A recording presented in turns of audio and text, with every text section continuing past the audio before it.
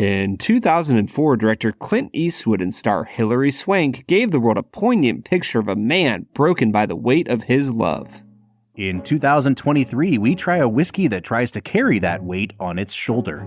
The film is $1 Million Baby. The whiskey is Monkey Shoulder. And we'll review them both. This is the Film and Whiskey Podcast.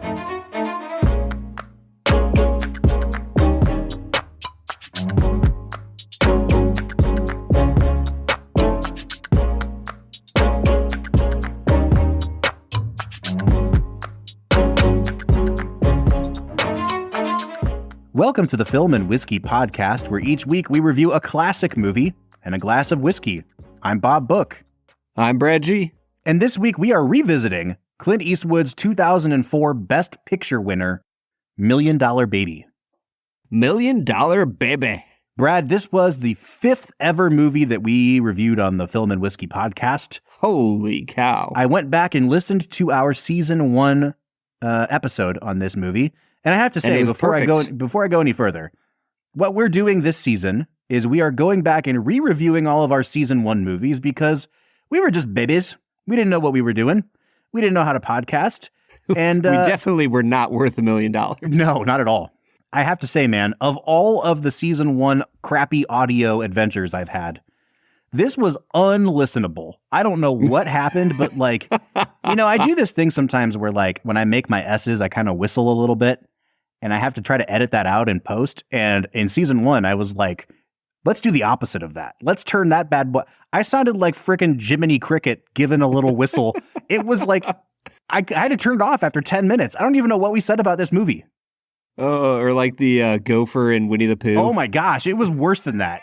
Truly, I'm so glad that we are redoing this just so I can eliminate that audio from existence. Yeah, if anything, we should just take a transcript from that and just re-say all the same things. It probably was okay content, but just the worst audio you've ever heard. Hideous to listen to. All right, so we're revisiting $1 Million Baby. And I have to say, in the 10 minutes that I listened to that episode, Brad, I have very different thoughts on this movie than I did in season 1. And so I'm really, really glad we're getting the chance to redo this, man. Bobby Book coming in with a hot take. He likes this movie now? I do. This is a good movie. Oh my gosh. Bob, I am here to tell you that this movie is dope. It's really good, man. It's really freaking good, dude. I have so many more observations than I did back in season 1. Before we go any further, I on Hilary Swank. And yes, I don't know what I was thinking, because she is, you can debate whether the character is well written. She freaking knocks it out of the park, man. She is so good at this movie. Yeah, and I was reading that they almost chose Sandra Bullock for this. Nope. But we'll get to that point in a second. Her production schedule for Miss Congeniality 2 got in the way. Which I just needed everybody to know. Don't you just hate when that happens? I just needed everybody to know that fact about this movie. You should have saved that for 2 facts and a falsehood, because I would have been like, there's no way that's true. That's ridiculous. Man. But yeah, so that's why she didn't make it. And let's just talk for a second about how terrible she would have been in this role. Listen, I like Sandra Bullock. This role in order to keep this role from being a complete caricature, you have to get perhaps the best actress of her generation to play it. And Hilary Swank just nails it, man. I mean, we talked back in season 1 about this, but the obvious talking point here was the physical transformation, the fact that she did the Robert De Niro Raging Bull gaining 30 pounds of muscle thing. Mm-hmm. And I mean, you can see it. She looks incredible, but it's so much more than that. Yeah, you can tell that she lived in this character. It is such and this is my favorite word to describe my favorite performances. It's such a sincere performance, Bob. Mm-hmm. The authenticity is oozing out of her, that she understands this character and this character's psyche on an incredibly deep level. Brad, I think we have a lot of good things to say about this movie, but before we get into any of them, we need to hit pause so that we can introduce our first segment of the day, America's favorite segment, which we call Brad Explains. Brad's gonna give us the movie plot with only 60 seconds ticking on the clock, so let's go ahead and hear your take with this little segment that we call Brad Explains. Brad Explains is the part of the podcast where Brad breaks down the plot of the movie that he has just seen, often for the first time. Brad, which is not true at all this season. No, not at all. Like, not even one time. I don't even know why I'm saying the whole thing. Yeah. I think you did a Brad Explains on this in season 1. We had already, like, even by episode 5, we had said, like, all right, go ahead and explain the movie. I can tell you with certainty, it was not 60 seconds long. I was going to say, can we just talk about how long the Gone with the Wind explanation was? It was a solid 9 minutes of me talking. And I remember it ended with me being like, and that's intermission. Like, we got to the halfway mark, and then we were like, you know what? If you just want to know about Gone with the Wind, just go watch it. Yep. I'm so glad that we implemented the 60-second timer here. That might have kept the podcast alive. All right, Brad, so listen, if you have not seen $1 Million Baby, it has been over 20 years at this point since it came out. I'm sure that someone in your life has spoiled it for you, but if you have somehow managed to not have this movie spoiled, you need to keep it that way. Yeah, it's a great boxing film. Go watch it. And nothing else, right? And nothing else. Brad is going to spoil this movie in his breakdown of the plot. So if you have not seen it, go watch it and then come back. Brad, you have 60 seconds on the clock. Spoil this movie and go. Hilary Swank sucks. Clint Eastwood helps her not suck. And then she falls and breaks her neck and he pulls the plug on her. Wow. Boom. I like how you said Hilary Swank sucks. Not like her character. Like Hilary Swank, the human being, sucks. Yeah, she was terrible. All I could ever think about whenever Hilary Swank comes up is that office episode. You know what, man? I got to be honest with you. And like, I don't mean to be the wet blanket here, but it really bums me out that Hilary Swank, you know, I'm watching her like do TV shows and stuff now. And I think the fact that she is not necessarily like the most conventionally attractive actress, even though like, you know, that episode of The Office where people are talking about her like as if she's actually ugly. I have never thought that she is an unattractive person. Like, you don't get to be in movies if your face isn't a little bit symmetrical. You know what I'm saying? Yeah. Like, yeah. I really do think that not just that Office episode, but that kind of rumor, whatever you want to call it, really chased her for a long time. And I think it kept her from having the kind of career that she deserved to have. She wins 2 Oscars in a 5-year span and then just kind of goes away. And like, yeah, it's not fair to her. She's such a good actress. Yeah, no, she is a great actress.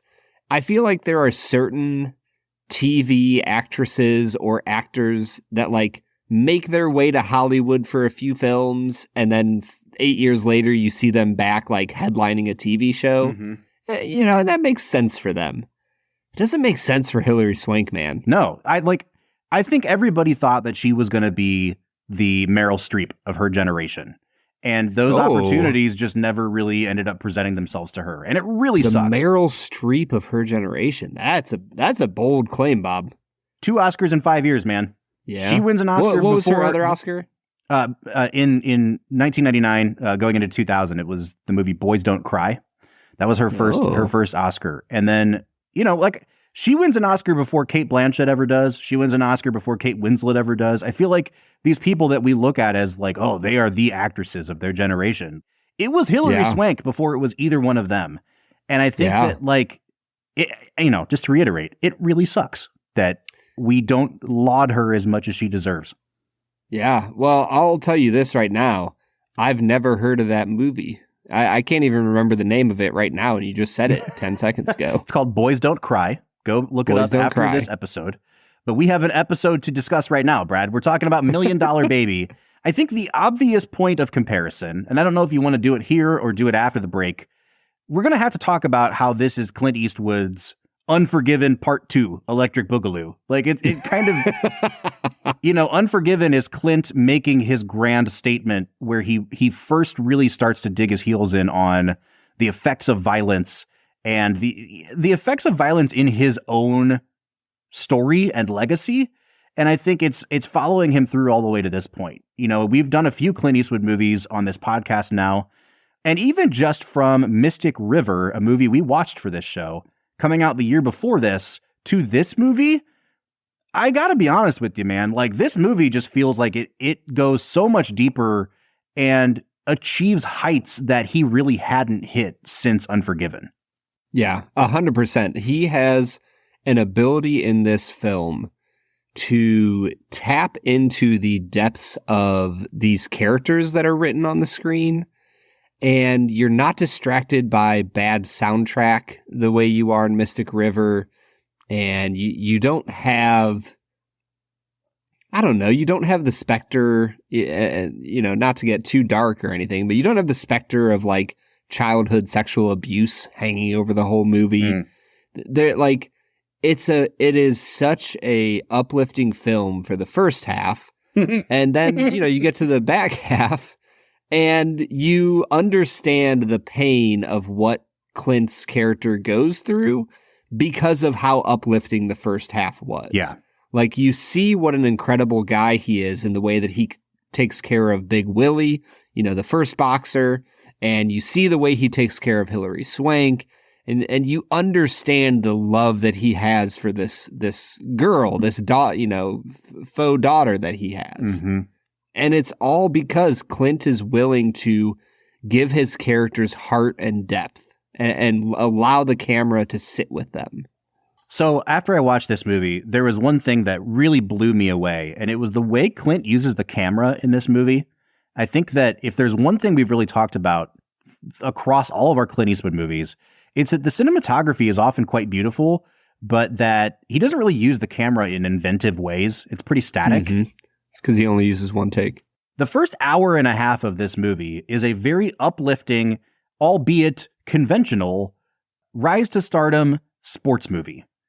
Yeah. And yet, like, it has some of the best in the ring choreography and camera movement that I've ever seen in a boxing movie. And like, we've watched Raging Bull for this podcast. We've watched Cinderella Man. I was shocked at how like Clint went handheld with a ton of this camera work in this movie.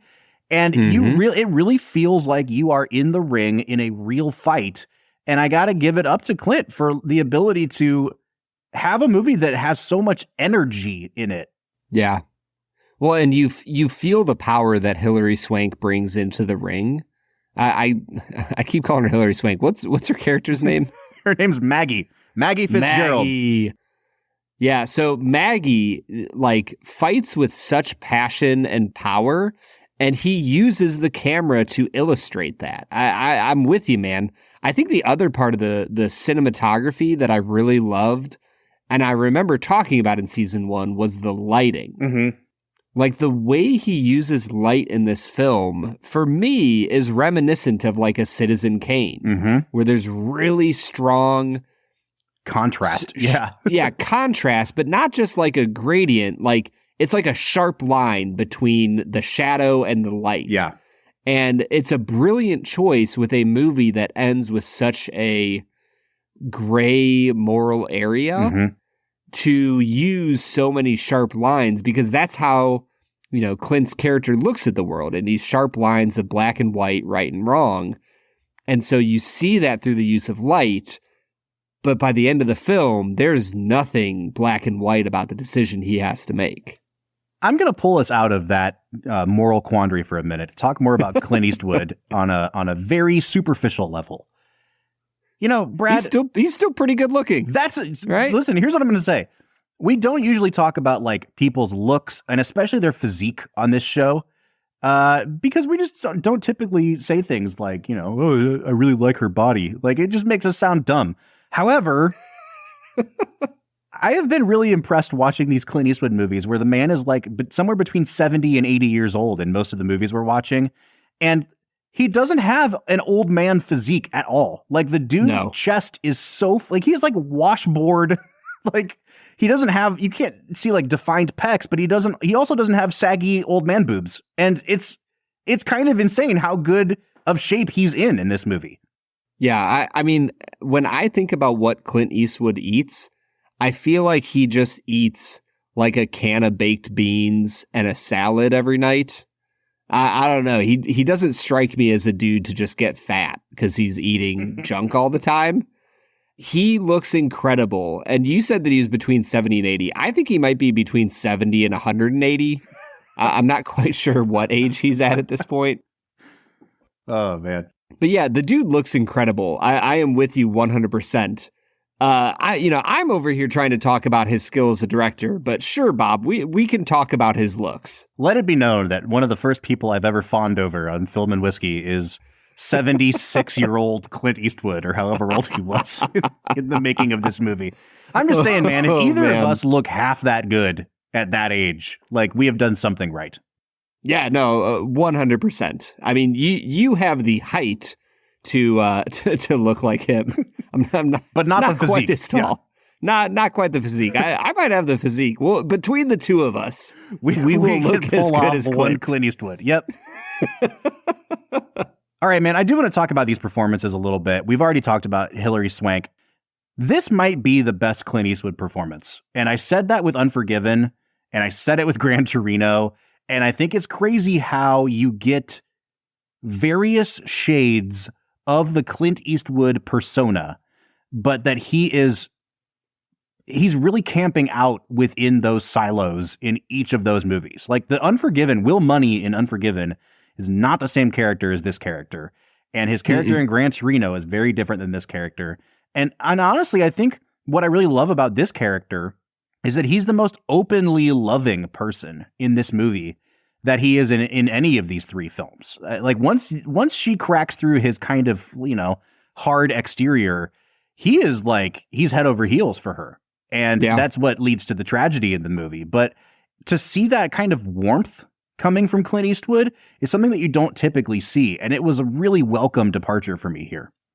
Yeah, 100%. And you kind of see it early in the film when, he's talking to Big Willie, and, he pays to have the guy's car taken care of, and the brokenness that you see him feel when Willie leaves him as his trainer is so deep and heartfelt, and it sets the stage for the rest of the film. And I think that maybe the first time I watched this, I felt like they spent a little bit too much time leading up to Clint training Maggie. I thought it was just the right amount of time on this watch through. Yeah, I mean, I think we are going to get into talking about the script and the issues that I still have with this script. That might be a good conversation to have on the back end of this episode, because I do want to emphasize, overall, this movie is wildly successful. And I think that I let the deficiencies in the script really weigh my score down in season 1. I think I only gave this like a 7.5. You gave it a 7, Bob. 7. Wow. Yeah, I was dumb. However, I will say, even at this point, I will say this. If we're comparing this kind of directly to Unforgiven as kind of like, spiritual cousins or whatever, I think that Unforgiven is still more successful at identifying the point that it's trying to make and then directly targeting everything it does in the movie to address that point. I think I'm still kind of muddied on exactly what the point of this movie is. What is the underlying, not just the theme, but is there a lesson to be learned here, or is the lesson that there isn't a lesson to be learned? And I think that Paul Haggis is trying to do a lot of things at once with this script. And so, the actors are doing everything they can, and they're doing an incredible job. But there are certain things, to get back to your point about the lead up to even training Maggie. The Catholic priest in this movie is only in this movie essentially to fulfill the role that he fills in the final scene he has in the movie. And I don't know that we need 8 scenes of Clint kind of fucking with him just for, kicks and giggles to establish that character, because the character really doesn't add that much to the overall movie, except for he's representative of the church's ethical code, and Clint disagrees with it. And you kind of could have gotten that if you introduced the priest for the very first time in that last scene. And so like, I do think there are just things about the way this movie is structured and set up that keep it from being, for me, as perfectly tuned as Unforgiven was. Yeah, I mean, you could have established early in the film that he goes to mass by having Maggie like bebop her way on up and ask him to train her again as he's like walking out of mass. Mm-hmm. And boom, he's Catholic, he goes to mass, and then at the end of the film you show him with the priest, and that's it. So no, I'm with you 100%. I think that there are parts of this film that feel a little bit extraneous. I think that our big critique of the film the first time through still stands. Like the white trash of it all, if you will. Yeah. You know, Maggie's family is white trash. And I'm not calling them that because I'm reductionistic. I'm calling them that because Clint Eastwood, like, if there is a flaw for him as a director, now that I've watched a decent amount of his movies, the man is not a subtle person. Doesn't have a lot of nuance. Right. And you see that very obviously with Hilary Swank's family in this film. And I just feel like he could have gotten it across that they were white trash, but also real people in such a better way than he does. Yeah. Well, I feel like we're already kind of tipping into what we want to talk about in the second half. So if I may, let's press pause on that conversation so that we can talk briefly about the third lead of this movie, Morgan Freeman. And I kind of started to broach the topic of the script because you can't really talk about Morgan Freeman's character without talking about the script because most of his role is done in voiceover. He is the narrator of this movie, and you find out at the end of the film that the reason he's been narrating it is that he's writing a letter to Clint Eastwood's estranged daughter. I think that part of why I still don't love this script, Brad, is that it tries to be too cute sometimes. And it tries to leverage how much we liked Morgan Freeman as a narrator in Shawshank and then say, like, what if he did that, but like twice as much? And I will say, Morgan Freeman's fantastic in this movie. And I even noticed, you know, like he's doing a different voice than he normally does. And I think it works really well for him here too. Yep. But the thing that I'm saying about Shawshank is, you know, in that movie, there's a few scenes where he will have a clever little cute punchline that he delivers at the end of a scene. And then it like helps you move to the next little episode in Shawshank. And in this movie, Paul Haggis tries to make Morgan Freeman's character do that in every single scene for the first 2/3 of the movie. Like he'll make a comment at the start of the scene and he'll say something like, Maggie always did like knocking him out in the first round. And then the scene will play out and she will do something. You know, that's the scene where Morgan Freeman's character tries to introduce her to a new manager and she shuts him down and walks out. And then he comes back on and says, Maggie always did like knocking him out in the first round. And you're like, okay, I get it. Like, that's cute. And it works really well the first like 4 times. But after the 11th scene where he structures it exactly the same way, it really got on my nerves. And it sucks because they don't use Morgan Freeman on screen as much as they should. And the narration gets a little overbearing for me. And so I struggle to like give him the props that he deserves because he's really good when he's on screen, but the narration really takes away from it for me. I think the other part of the script that took away from Morgan Freeman's performance was he's like the perfect character. Like there's nothing wrong with him, but I can't stay away from those ponies. You know what I mean? Like, It feels just a little bit forced in there where he's like, Clint, you have to keep my money from me and give me just enough to live on so that I don't waste all my money on gambling. And it just feels a little bit forced. I don't know. How did that interact with you? Yeah, I mean, they try to give him some flaws, and he talks about like how he was too stubborn of a fighter, and then he lost his eye, and he should have listened to Clint. And you know, and again, I don't mean to get like racial about it or anything, but he's like the only black person in this movie aside from the person who paralyzes Hilary Swank, and like his job is basically to like be of service to everyone in the movie. Like, he's literally the janitor, but then he's also there to like pick up all of Clint's emotional baggage, and he's there to be the emotional support for Hilary Swank, and he's there to let Clint vent to him and and tell him that it was his fault. And, you know, like, it doesn't seem like he's a real person. I totally agree with you on that. And even within that, now, I think Morgan Freeman freaking kills it from an acting standpoint. Yeah, and I think part of that reason, and I will say, I will give Clint credit here, Morgan actually originally auditioned for the role of Frankie Dunn. Oh, wow. But after reading the script, he asked if he could play Eddie, the janitor. Yes. And so I will say, like, Morgan chose this role. This is who he wanted to play in this film. And when he is on screen, he's incredible. The interactions between him and Clint are pitch perfect. Mm-hmm. Oh, and like significantly better than they were in Unforgiven. Yeah. Morgan Freeman wins the Oscar for this movie, and he totally deserves it here. You know, and we had issues 100%. With his character in Unforgiven, and I think they're definitely remedied here. Yeah. And if I can talk super quickly about one other character, I don't know if we mentioned him at all the first time we recorded this, you know, on this movie. Jay Baruchel as Danger in this film ripped my heart out this time through. So here's the thing, though. Is he good? And like, I like Jay Baruchel. I've seen him in a ton of things. You know, he's the voice of Hiccup in How to Train Your Dragon. But like, the character sucks. And also, I don't believe that Jay Baruchel is A, developmentally disabled, and B, Southern. And so like, none of that performance. And I think I also am being unfair to him in some ways because, and I was going to bring this up in the second half, what is the purpose of his character? Is he a parallel to Maggie? Is he a carbon copy of Maggie? Because it seems like the point this movie's trying to make is that the world is a really cruel place to innocent things.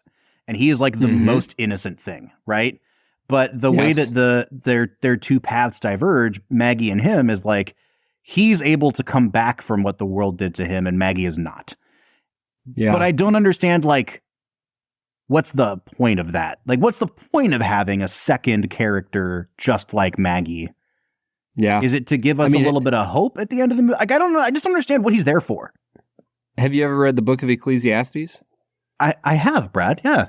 Wow. Yeah. For me, I think he kind of represents the capriciousness and randomness of the world. Mm-hmm. That like he and Hilary Swank are both innocent, earnest, eager people who are seeking to become better boxers. He has been disadvantaged and isn't able to do what Hilary Swank can do, and the world punishes him for that. Mm-hmm.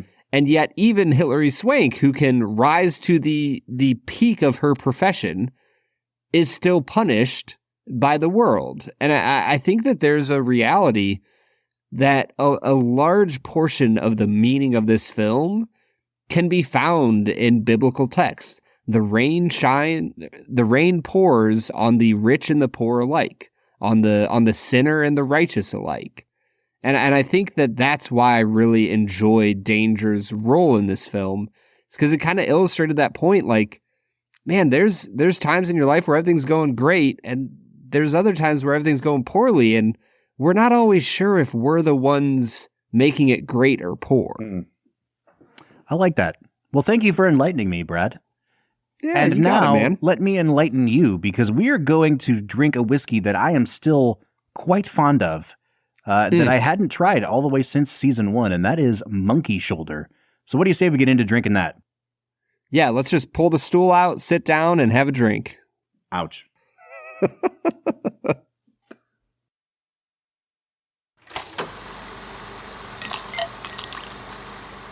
All right. Mamá, papá, mi cuerpo crece a un ritmo alarmante y la ropa que me compren ahora me quedará muy pequeña muy pronto. Pero su billetera no tiene que sufrir por la moda con los precios bajos de la vuelta a clases de Amazon. Amazon, gasta menos, sonríe más. Starting a business can seem like a daunting task, unless you have a partner like Shopify. They have the tools you need to start and grow your business. From designing a website to marketing to selling and beyond, Shopify can help with everything you need. There's a reason millions of companies like Mattel, Heinz, and Allbirds continue to trust and use them. With Shopify on your side, turn your big business idea into... Sign up for your $1 per month trial at shopify.com/special offer. All right, everybody. Today we are drinking Monkey Shoulder, a blended Scotch that we really were impressed with back in the day as like a starter Scotch. And I'm curious to see where we're at today, Bob. Yeah, Brad, I can't really remember much of my Scotch drinking journey way back then, but I have to imagine this is one of the very first Scotch whiskeys I'd ever tried. And so I think, honestly, we were very blessed that this was kind of our gateway into Scotch, because I think to this day, it's still one of the ones I recommend to people who are looking to get into the world of Scotch. It's not super expensive because it's not a single malt, it's a blended Scotch. And it's, you know, it's low enough of a proof that you can use it as a mixer, but it stands up pretty well neat. I will say, though, I have not revisited it since season 1. So, like, I'm really, really excited to see, has my palate changed in the last X number of years, but also, like, does this hold up as well? Like, would I still recommend this as a starter Scotch for people? And yeah, let's see what we come out to.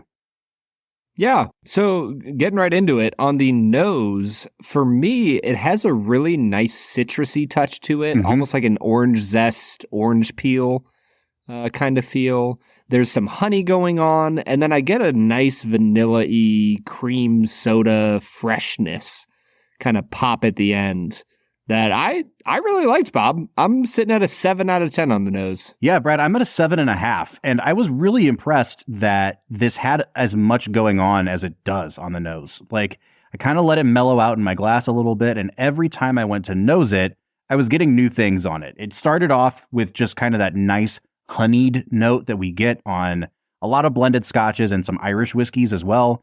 But then it got into like the melon territory. And for me, it really reminded me of like, when you're eating a honeydew and you get like right down to the rind, like it's not quite the really sweet flesh of a melon as much as it is like cantaloupe rind, honeydew rind.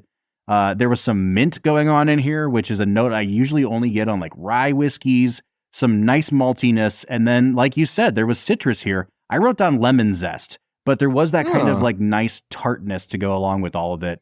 Super complex for a $35 blended Scotch, so it gets a 7.5 from me. Yeah, when I got into the flavor of this, the actual palate, it turned really spicy for me. There's some like baking spices, clove, almost like a Christmassy kind of spice mix.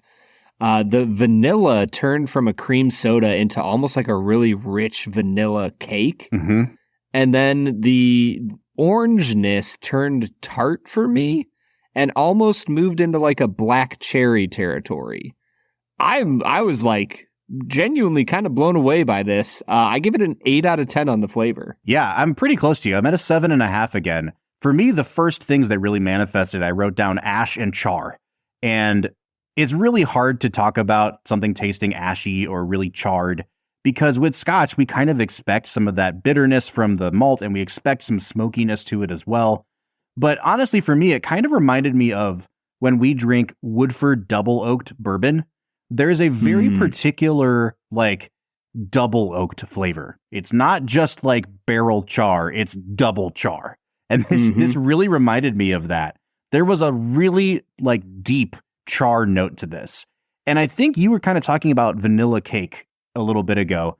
I think cakey is a really good term for this, because there's a sweetness underlying it, but it never tasted sugary. It almost reminded me of like a shortbread or like a pound cake, like just sweet enough that it kind of adds that layer of like fat to your mouth that everything else can kind of dance on top of.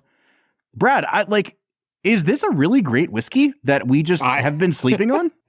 I think it is, Bob. Like, it's. I will say the finish is a little bit short. It's very sweet.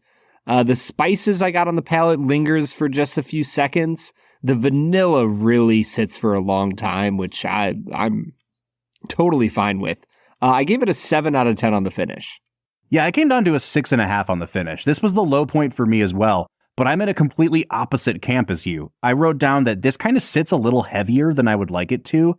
Not that it like camps out in my chest or anything, but that note of char, I think, really tips bitter towards the end, and I'm left with that as kind of my final note.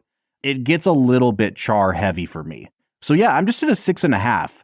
However, when I think about the balance of this, At a $35 price point and at a fairly low proof blended Scotch, this is a pretty phenomenally balanced whiskey. There was nothing that really stood out in a super negative way about this. I think I'm going to give this an 8 out of 10 on balance, Brad. Yeah, I'm close to you, a little lower. I think that for this to really stand out, the finish would have to come up a little bit, but it's a really solid, well-balanced whiskey. I don't know if we said it. This is sitting at 86 proof. Mm-hmm. So at a nice low proof, you're getting a lot of complexity. I give it a 7 out of 10 on balance. All right, so let's talk price, because at this point, the price has been raised. I don't know, whatever the percentage is on this now, but I think when we first tried it, it was around $30, and it's up to at least $35 now in the state of Ohio. Yes, $35. I still think this is a pretty good value at $35, Brad. I think this is a great value at $35. You can get a lot of blended scotches cheaper than this. There's not a lot that I would think would be as complex as this and stand up as well neat as this one. You know, when I thought about the price originally, I was like, I can get some cheaper. But now that I'm looking at it, I actually think I'm going to give this an 8 out of 10 on value. Yeah. I'm right there with you. 8 out of 10. This is a incredible value in the world of Scotch, especially, I'm going to come back to where we started, 17 seasons ago. Bob, this is the best starter Scotch. I agree. Like, I can't think of another one for the price point and the flavor that I would recommend to somebody. I will say the price is starting to approach the level where part of the benefit of it before was like, you're not sending someone out to buy a single malt. And so they won't have to feel bad if they don't like it. Because I think when you're when you're talking about, it's a single malt Scotch, there's a level of like, people think that it's pretentiousness. Not even pretentiousness, but like, like intimidation. Do you know what I mean? Like, oh, I have to like this because it's like a really fancy whiskey. And so then when they don't like it, there's still like, the shame factor built into it. This one was kind of just like, it's not just a bottle you have to get rid of, but also a box that it comes in. Right. Well, and this one was like, hey, it's $30, and if you don't like it, you can mix it into stuff. But it's approaching the price point now where it's kind of like, you can't just dump it into stuff and call it good. You're still going to be like, if you don't like it, you dropped $35 on it. That's not a cheap whiskey anymore. Yeah. So I think it's still definitely worth the price, but with the caveat that like, we're recommending it as a starter Scotch because we think you will like it. But you can no longer feel 100% guilt-free about dumping it if you don't. Unless you're fantastically wealthy. That's very true. Then you could just buy it and pour it straight in the drain. Well, on that note, Brad, I recommend not doing that. And you know what's funny is we usually say, do you recommend buying? Do you recommend trying? And for most whiskeys in this price point, I would say, sure, go ahead and buy it because it's $35. Don't waste your money trying it. The funny thing is, I needed to drink this whiskey for the podcast today. I only had a limited amount of time, and I wasn't going to go. Tried it. I wasn't going to go buy a bottle. So yeah, I went to a local bar. They had $5 pours, and it was one of the best $5 I've spent in a long time, man. It was absolutely worth a $5 pour. Yeah, no, I'm with you. I would say try it. I would say buy it. And this is. I'm very glad that we revisited Monkey Shoulder, Bob. I'm coming out to a 37.5 out of 50. If I'm being honest, Brad, I think I actually feel more positive about it than even that score would indicate. Yeah, I came out to a 37 out of 50. So I'm right there with you. Cool. So we're at a 37.25 out of 50 or a 74.5 out of 100. This is well above average. I think it's like a genuine crowd pleaser. And it kind of goes along with $1 Million Baby, you know, the rousing crowd pleaser of 2004. Yeah, 100%. There's nothing absolutely sad about this movie. But Bob, I think it's about time to pull the plug on this segment and move on to the rest of the episode. What do you say? Oh, man, let's get to it, Brad. All right, everybody. That was Monkey Shoulder, a whiskey that I would gladly have on my shoulder any day of the week, Bob. Don't need to get that monkey off my back, Brad. Hey, there it is. All right, so let's get You know what, monkey, we need to get off of your back, Bob. The losing streak that you're on in 2 Facts and a Falsehood. Brad is gonna try to stump you both to alright and what is wrong. 2 facts and a falsehood. 2 Facts and a Falsehood is the part of the podcast where Brad presents 3 items to me as fact, one of which is a complete fabrication, and I have to figure out which one is the lie. Brad, I love how you just assume I'm on a losing streak. Yeah, no, we actually haven't at this moment recorded the other movies yet. I'm just going to speak assuming it here into existence here that Bob's yep. on a losing streak. So, hey man, Oprah told me that I could imagine it and it would be true. So, well, let's hope she's wrong. Brad, I assume you have 3 good, supposed quote unquote facts in front of you about the making of this movie. So hit me with your 2 facts and a falsehood. Fact number 1, this is one of 2 times when the presenter handing Clint Eastwood an Oscar was Barbra Streisand. Yep. She previously handed him the Best Director Oscar for Unforgiven. Before giving him the second movie award, she said, "I would be very happy to do this again for you, Clint." Fact number 2, this is the first Best Picture Oscar winner to be released on both HD DVD and Blu-ray. Fact number 3, Mike Coulter, the actor who plays Big Willie, actually boxed throughout his teenage years and nearly became the state boxing champion in his home state of South Carolina. These are good ones. Number 1 is true because I remember watching the Oscars and they let Barbra Streisand come out and do Best Picture. And Brad, I've never talked about this before. And Bob, I believe it's Streisand. Streisand. No, it's Streisand. Haven't you seen Licorice Pizza, Bob? That movie's so good. All right. So she comes out to do Best Picture. I don't know if I've ever talked about this before, Brad, but I have like an irrational dislike of Barbra Streisand. I just don't get it with Barbra Streisand. She sucks, dude. I've never gotten it. It doesn't make sense to me. And I get like physically upset when I see her doing things. So anyway, she comes out to give Best Picture out. And, you know, they do, and the Oscar goes to, and they open the envelope. And instead of just saying the name of the Oscar, she does the thing, like, she steals Clint Eastwood's moment and says, like, Clint, I'm so glad to be giving this to you again. And then everyone has to just infer, oh, okay, it's $1 Million Baby. You know, and then she says $1 Million Baby. But it's like, you know what, Barbra Streisand, read the name of the movie, and then when he comes on stage, tell him, I'm so glad. That's a moment for you and Clint. Like, don't ruin it for the rest of the world. Babs. Yeah. Got me so angry. Dude, I don't even care that you know that that's a fact. I'm so happy to hear that story. Dude, like, nothing gets me more upset than people doing stuff like that. Anyway. Yeah. Number one's true. It's definitely that moment of, like, she is making it about her. Yes. And that, like, it's Kanye getting up on stage and dissing Taylor Swift. It's like stuff like that where you're like, you are already a wildly famous person. Stop trying to get the spotlight on you, Barbara. Barbra Streisand, the Kanye West of the 1960s. All right. Number 1's true. Number 2 sounds like it could be true. Number 3 sounds like it could be true. Number 3 was the one about boxing, right? And number 2, you said number 2 was HD, DVD, and Blu-ray at the same time? Yep. Yeah, the first Best Picture winner. Do you remember HD DVDs, Brad?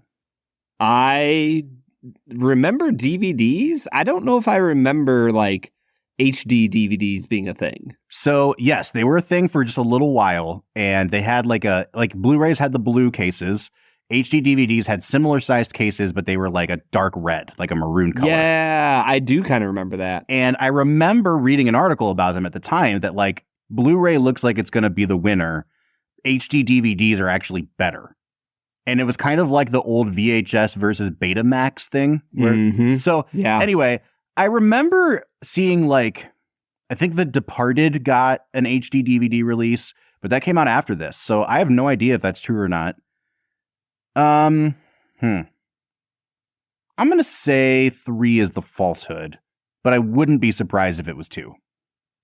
Here's the thing. I could tell you whatever I want then, because I have the power here. And I can just lie to you. That is true.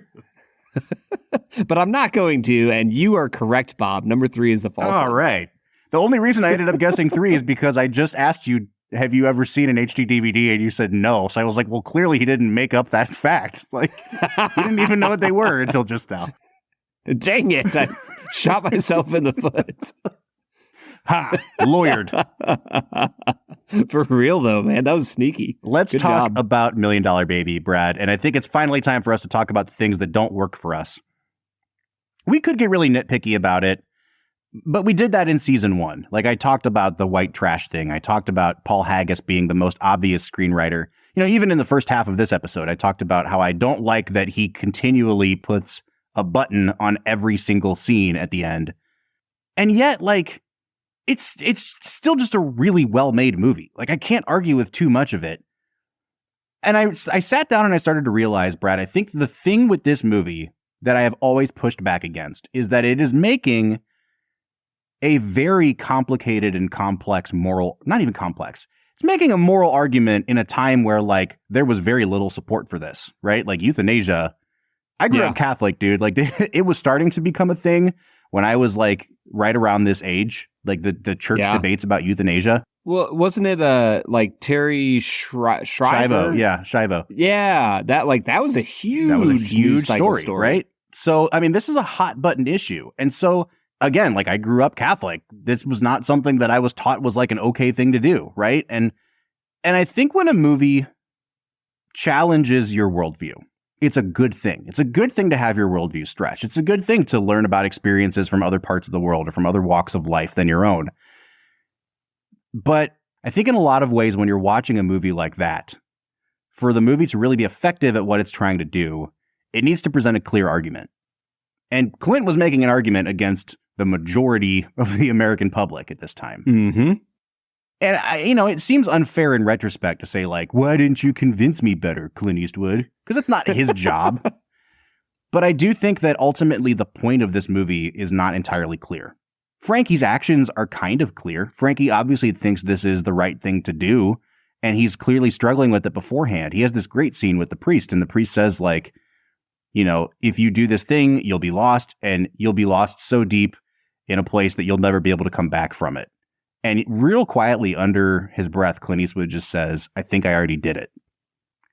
And you don't know if he means, like, I'm already lost, or even in my mind, I've already killed her and I'm looking for permission to do it, so that I don't feel so guilty about it. It's nice that there's some ambiguity to it. But I also just think that Paul Haggis is trying to do too many things at once with all these characters like Danger and Scrap. And it kind of loses the overall point of these two characters and their tragic love story in the mix of all these other peripheral things he's trying to do. Yeah. Well, and also he's trying to, like, really prove and hammer home a point that, like, the priest is wrong because, Clint Eastwood terminates her life and then just ends up hanging out at a pie bar in Louisiana. He's like, you know what I need right now?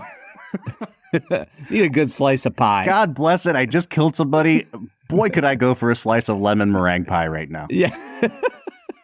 That will take care of all of life's issues in this moment. Yeah, that just felt like a really weird ending.